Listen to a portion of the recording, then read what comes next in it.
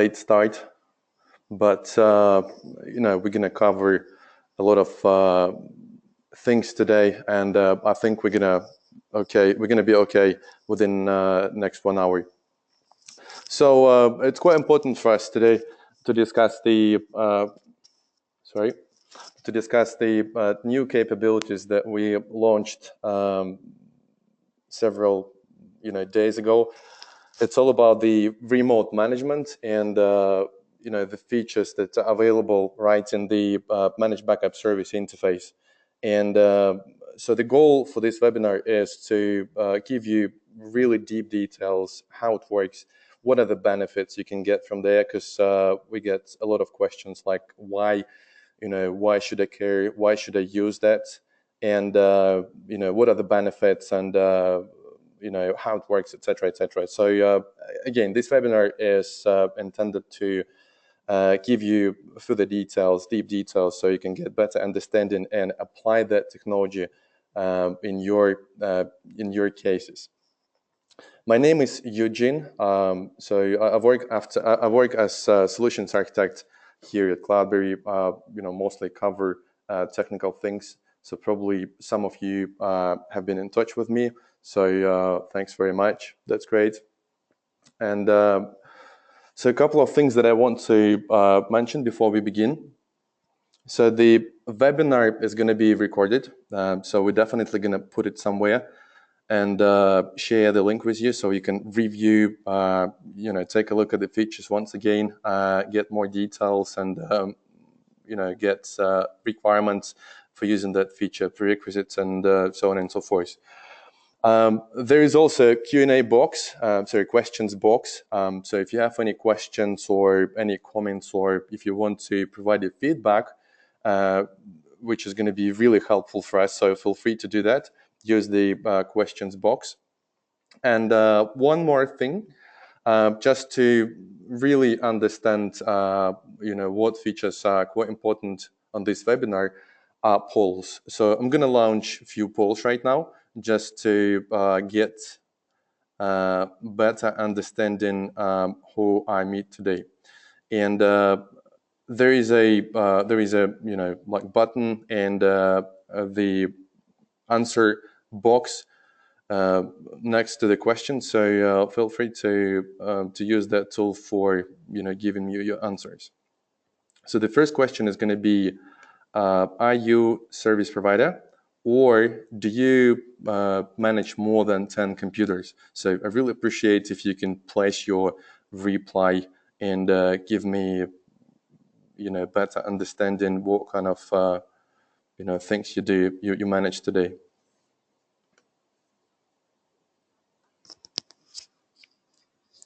So I can see that sound keeps cutting. So hopefully, let me just readjust the connection. Yeah, so hope it's better right now.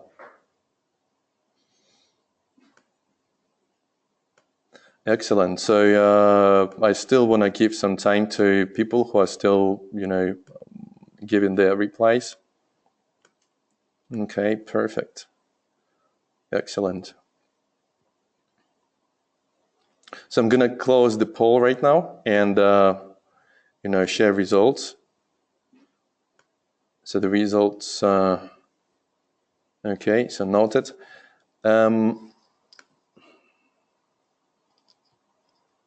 Okay, I'm going to launch the other poll, which is also very important because, we're talking about different operating systems, and I really wondered to see what you usually manage in terms of operating systems. Excellent. So Windows, Linux, Mac, or mix of everything means that Windows, Linux, and Mac, FreeBSD and everything else, like all these exotic operating systems, just in case.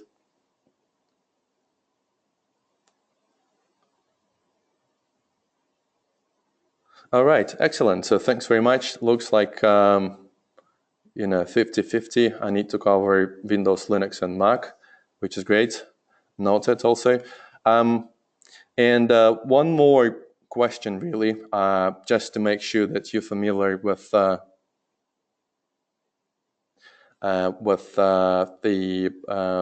platform that we use, that we have actually, and that we develop for you, is do you use a cloud managed backup service, which is MBS? I'm sorry, there are just two answers. If you don't see in any of these, just ignore. Okay. This is great. Great to hear and great to see lots of existing providers and customers of our platform. And I'm really, happy to see those who do not use the platform today, but considering to do that. I hope the webinar that we're gonna, talk about today, and the topic that we're gonna talk about today, will give you more push, like will, give you more interest in our platform. And but anyway, so that's really cool. So thank you very much for your actions and for your feedback. This is really helpful. Again, this is because we want to make sure that we show you relevant content, and the message that we are trying to deliver to you makes sense to you, and you understand what we are talking about. Because the remote assistant, the extension for the remote management that I'm going to show you today makes sense. I mean, from the Cloudberry perspective, from the managed backup service perspective, makes sense only when you know what is MBS. However, if you don't use it, or you considering to use and you haven't seen the interface yet, I'm gonna make really brief introduction of MBS anyway. So I really apologize for those who use it. I need to do that, so that's gonna take just a couple of minutes. So let's just go ahead and quickly go to to our slides. That's going to be a few slides, and then rest of the time we'll spend for features demonstration. A couple of words about Cloudberry.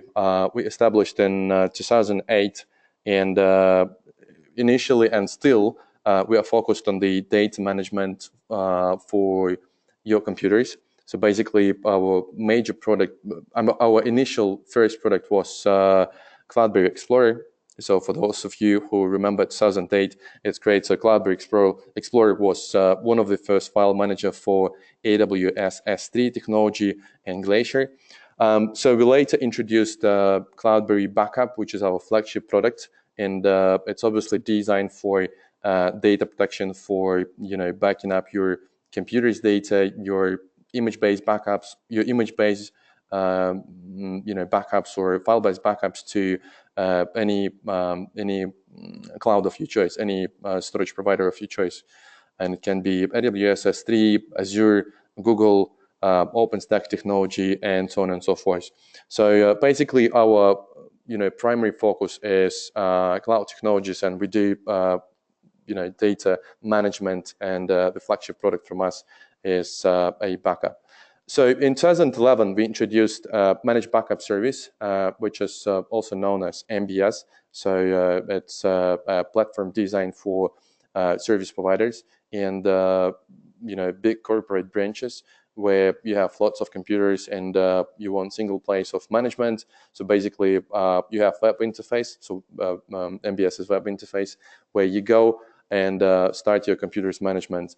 So basically, you back up those computers, you assign users, you play with different license types that we have from MBS perspective. You manage operating systems, you manage storage accounts, storage limits, storage quotas, and so on and so forth.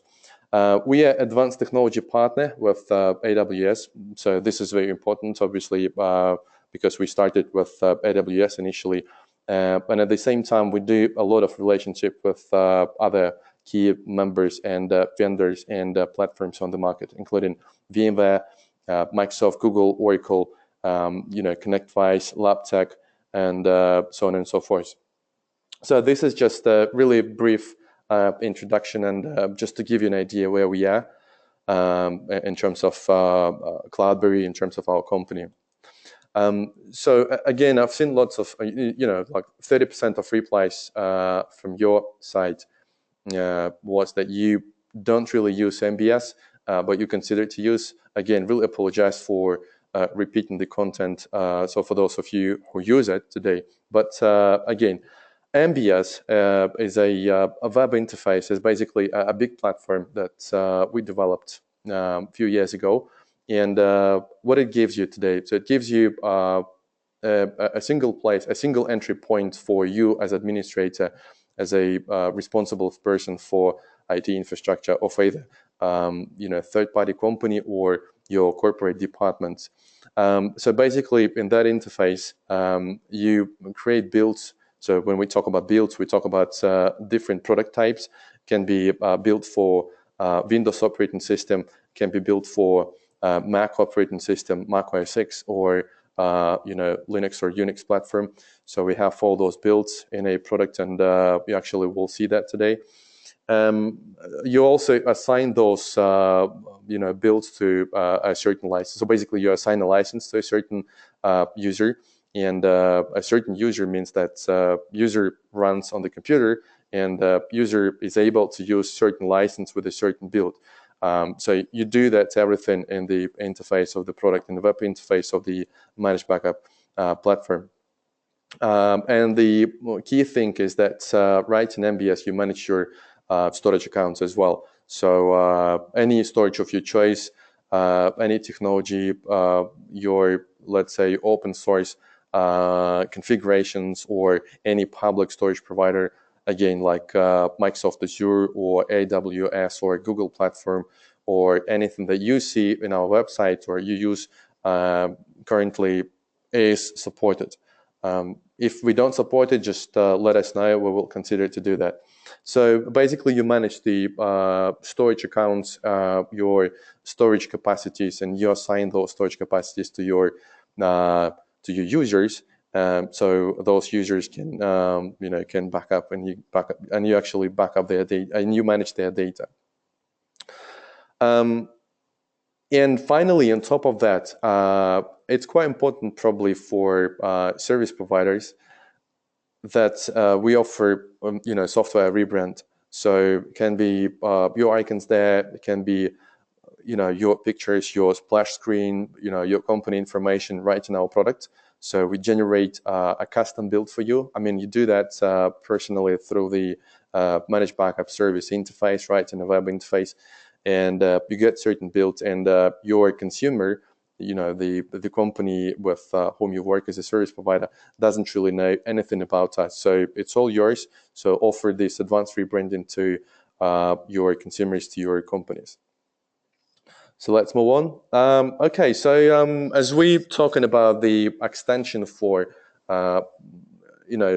extension for remote management, so what I decided to do is just give you, a few things. So these are really basic, and they are obvious, but just maybe to refresh the knowledge. So the remote desktop protocol is something that we may use on daily basis. It's actually, a protocol, Windows protocol, right? So you can connect to another computer, and you can, have a graphic interface, and you can manage that computer. So it listens to a default port, which is 3389. So TCP and UDP ports are used here. And this is really obvious. You don't have to explain it, Eugene, why you talk about that. Well, the reason I'm talking about that is that we actually adopt that technology in our product, but we do some really good things for those protocols and those technologies. So that's why those basics are coming here. Again, RDP, or remote desktop protocol, is something that we use for remote management across Windows computers. So the other one is remote assistant, right? So it's available starting Windows XP, well, actually more than 10 years, I believe. And so what it gives us as a administrator, as a computer administrator, is the ability to assist our user, which is on the other side. So basically, we don't have to use the RDP. I mean, the remote assistant is actually based on RDP, right? On the remote protocol. But what we can do, we can assist the user. So basically, the user can tell you what's the problem, and you can just assist that user using the keyboard and mouse and all this graphic interface in Windows. So again, The talk about that is that we, leverage those technologies and we give you something else, and you're going to see that in a few minutes. So next one is VNC, or virtual network computing. For those of you who is familiar with graphic user interface for Linux, or if you're a Mac user, so VNC is not really a new term for you. So basically, it's the way to do exactly the same like remote assistant in Windows computer, but it's this. I mean, it's just also like client server technology. And what we have, so we have VNC server paths on Mac. We can install VNC server paths on the Linux computer, and we can get access to those boxes using graphic interface and moving mouse, keyboard, and using that interface for assistance. So moving next. So finally, we are getting there. So I'm not going to talk about all these obvious things later. So I'm just giving you basics. But anyway, so that's going to be repeating probably for some of you. So SSH is obviously a protocol for Linux. Well, it's actually not for Linux, but we see that protocol mostly in Linux and Unix environments. And sometimes you may see that in Mac also when you work it. So it's just a way to get to the console of the remote computer and execute something, like execute script commands, install some updates, or some sort of software, and so on and so forth. One of the really nice thing I like about SSH is the SCP option. So basically, when I want to transfer something or I want to fetch some information from there, and I'm here on that computer, so SCP is usually the handy tool that I use. So SCP, so protocol for file transfer, and it's also based on the SSH technology. So all these basics, right? So RDP, remote assistance, VNC, and SSH finally. So these are really basics, and these are tools that you usually use for remote management, for remote control your endpoints. And obviously they are embedded, and if they are not embedded or they are not enabled, it is not really big deal to enable them and start using. Well, the most probably hardest here is VNC for Linux, but I don't really know if it's a very common case for a Linux infrastructure to have graphic user interface on the Linux box. But anyway, I think that all of other technologies, all these technologies are either embedded or enabled, and we can start using them as it is right now. So what are the benefits, and why we decided to make that webinar? So basically, MBS administrators have some benefits having remote assistance, remote desktop protocol, VNC, SSH technologies enabled on their endpoints when they have agents of CloudBerry installed on their endpoints. So the reason I'm talking about the benefits is that remember the ports for the RDP or remote assistant. It's like 3389, right? Or the SSH default port 22, or you might change it to something else. So VNC should be also configured on a certain port. So it's all about ports and the network workflow. You may have your computers running behind NAT. So for instance, you have your consumers. So you actually cover the company as a service provider, and that company has all the computers behind NAT, and there is a firewall, and those computers are not acceptable at all. But your users are asking about some assistance. For example, not only about the backup solution, but you do something else for those users, and what you want. So they ask you for some assistance, and okay, so what are your steps to get there? Okay, so you probably need to establish VPN. You need to get to that network, or you have to extend your network. You have to, anyway, you have to get to that network, and or you have to deal with routing. You have to deal with firewalls, and so on and so forth. So it's all about network flows and the endpoint availability, and firewalls, IP tables, and so on and so forth. So what we do as MBS platform and what you can do as MBS administrator. So let's take a look at this quickly. So for those of you who is not familiar with MBS, this is a great chance to take a look at the interface. I hope you can see my screen, and I hope you can see my web interface with MBS technology.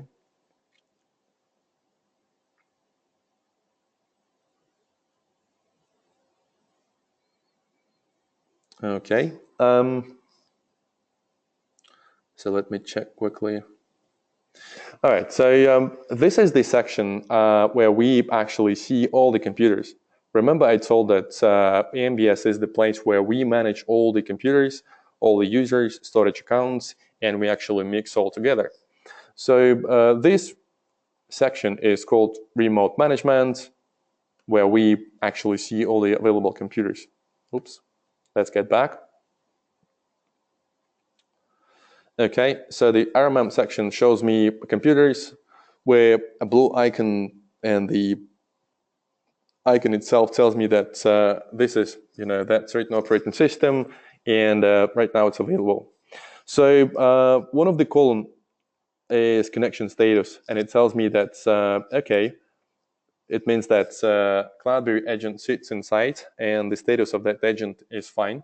So it listens to MBS server, and it's ready to accept, administrate the sections. It can be plan, it can be, some configuration things, it can be some troubleshooting steps, can be, some management, maintenance steps, like if we want to update the agent or we want to do something with that agent. So the button connect here different for Windows comparing to Linux and Mac. So when we take the connect button to my Windows computer, it's probably wrong computer. It's probably gonna click the other one. Okay, so we actually have two options. You see that warning message tells you about the status of the feature. So right now it's free and it's currently in beta, but it works pretty good.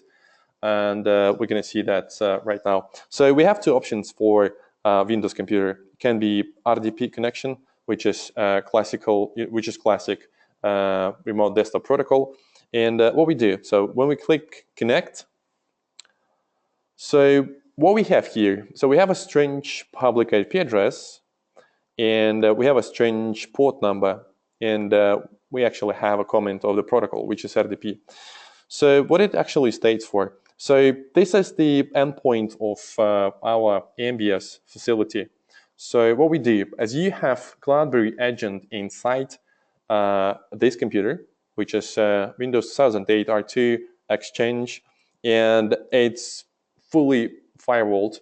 So there are just few ports opened, and it's also available to a certain IP ranges, and that's it. So it's really good in terms of security. But if I want to get to that computer, over regular RDP session, what I will need to do, I will need to make my public IP address available, or I will need to again VPN to that network if it's behind that, or somewhere in a somewhere in a corporate network which is not available publicly. So in that case, it's going to be very complicated for me. I can't really do that. And in that case, remote desktop connection from MBS is really handy. So what we do, so by leveraging the existing agent the Cloudberry backup agent, which comes with remote management technologies. So these technologies already there. So we actually first enable remote desktop connection if it's not available. If it's not enabled, we enable by using the agent. So agent basically goes into registry and changes the flag of this option. So from that point, we can start using that RDP protocol for getting connected to that computer. But it's not all. What else? So instead of going directly using the default Microsoft Windows port, we actually go through the random port. So this random port is generated specifically for your connection, specifically for your computer. And when we get connection, when we actually get to this computer, what we need to do, we just need to use that IP address and that port number. So your connection will be forwarded to this computer using native technology, RDP technology. So we also prepare for you icon, so you can download that icon and use it for getting to your computer. Instead, what I'm going to do, I'm going to try to give you, try to connect manually. Just create a manual session demo, and so that's going to be.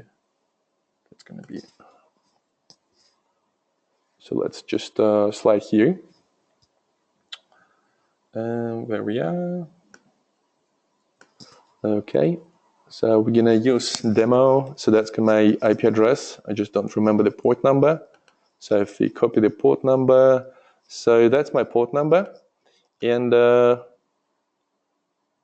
yeah, that's actually it. So we save the session, and let's just go there.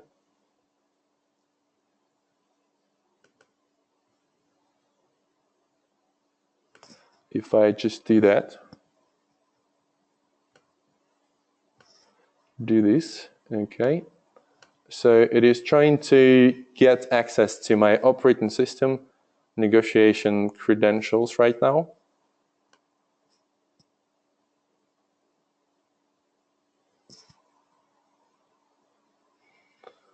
Okay.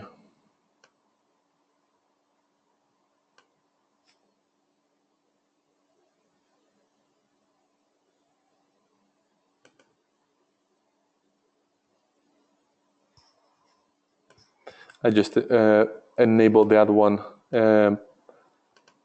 So there we go. So we are connected to that remote computer. Again, that remote computer is, uses the forwarded connection through our endpoint.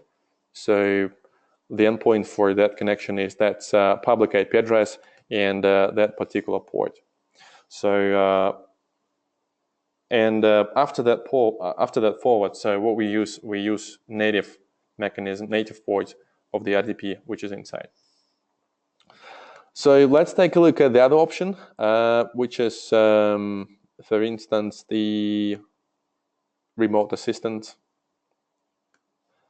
So it's pretty the same. When we select the remote assistant here, again, the remote assistant is based on the RDP protocol, and it's also similar idea. So we open the port for your connections on our facilities. So all your connections are going through this IP address using that particular port, and it uses the existing agent which sits in your operating system in the Windows computer. So I'm not going to do that. So I'm just going to close it. So you're all familiar with remote assistant, and it's just similar like RDP. You get connected to your computer and you start your assistant. But again, the idea is to give you, to keep your security in place, security of your computers in place, and at the same time leverage the existing agents in your computers. So if there is backup product, you can start using that remote assistant and remote desktop protocol right now without waiting. So let's take a look at two other things that we introduced. Again, so there is a different option available for Windows and for Linux and for Mac. So let's take a look at this guy. So this is a Debian Jesse, so that's the Linux, and the connect button is available for me. So for Linux and for Mac is actually similar. We have two options. So it can be SSH connections. I think this is really interesting for Linux administrators. I've seen there are lots of replies on the Linux platforms that you have it in place. So it's really nice. So when you're Linux behind that and you have that agent available in that Linux box, the backup agent, and you want to SSH to that box, but right now you don't have that option because the SSH configured on a different port. That port is closed. It's all about network configuration things. So what you can do, you can just generate the SSH tunnel using the same approach, the same architecture like we use for Windows platform. So basically the endpoint and a certain port. So this certain port is generation specifically for this computer, for you as a provider. And it tells us that the technology is SSH. Okay, so let's grab this address and the port number. Let's just go here. So what we have, we have two terminals. And let's just start saying that we want to go to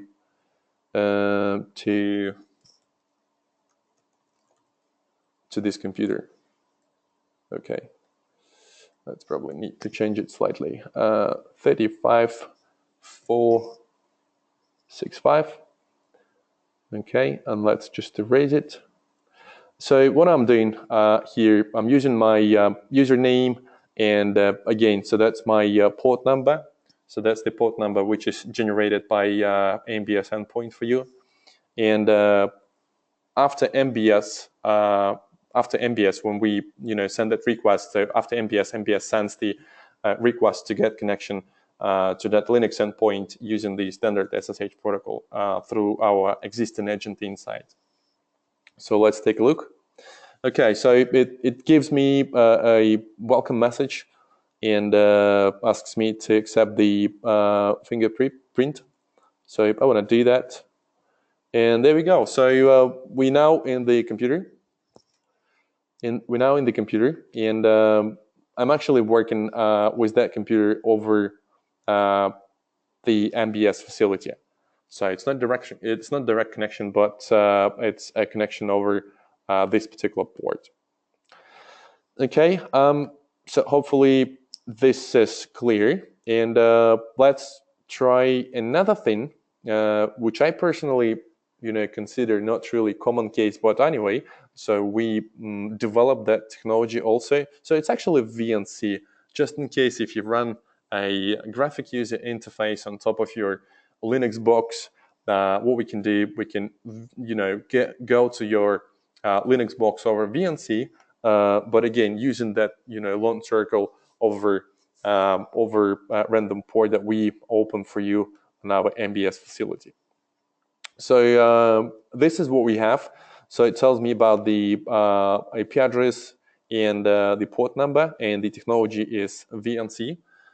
So let's grab something from Mac. So what we have from Mac, I think we have something like this. So let me just switch to here. So probably don't need that. And what we're gonna do, we're gonna just use the standard, client for connection to VNC. Okay, let's get connected. So it launched the screen sharing. Let's get there. Connect. All right, so that's my remote CentOS, and it has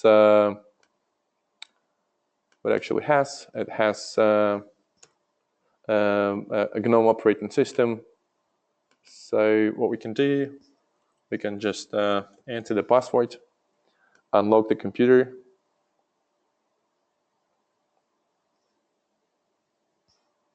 Okay, so yeah, we have we are connected to Linux box over VNC protocol, so we can start to use all of this, all of the things right here. And again, it's just because the Cloudberry agent is inside. So what we just do, we use the endpoint of MBS of Managed Backup Service with a certain port number, which is always random for you. And over that particular stack, you can get connected to your native tools. And again, it's really handy when you have your computers behind network in corporate networks, and they are not accessible from where you are right now. So by using that technology, which is part of MBS, which is part of the remote management console, can give you really nice tool, really nice way to get there and start your management. So we probably haven't covered SCP, but I think for those of you who are familiar with SCP protocol and how file transfer works on top of the SSH protocol, so also makes sense. And by using that MBS facility endpoint and a certain port, you can transfer your files also. So that's really it. I'm still here, and I'm gonna check questions. If there are any questions, I will be happy to cover those questions.